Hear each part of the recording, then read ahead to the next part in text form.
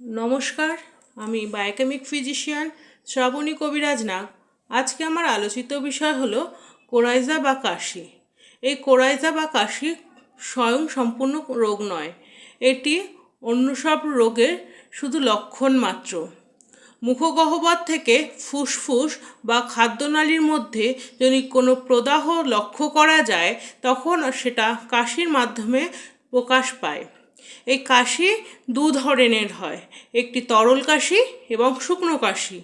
এই কাশির কারণগুলি হলো ফুসফুসের খাদ্যনালীতে প্রদাহ, ফুসফুসের প্রদাহ বা ঠান্ডা লাগলে এই কাশি লক্ষ্য করা যায়। এছাড়া এই কাশি যক্ষ্মা হলে তখন কাশির মাধ্যমে যক্ষ্মার লক্ষণগুলো বোঝা যায়। এর লক্ষণগুলি হলো অতিরিক্ত ঠান্ডা লাগলে কাশি হয়।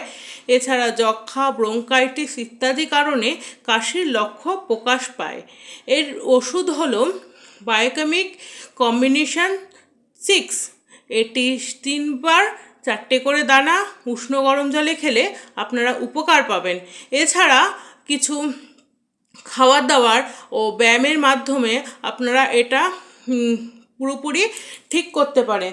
যেমন সর্ষের তেল বা পুরনো গরম ঘি গরম করে বুক পিঠে মাখলে পুরনো কাশি চলে যায়।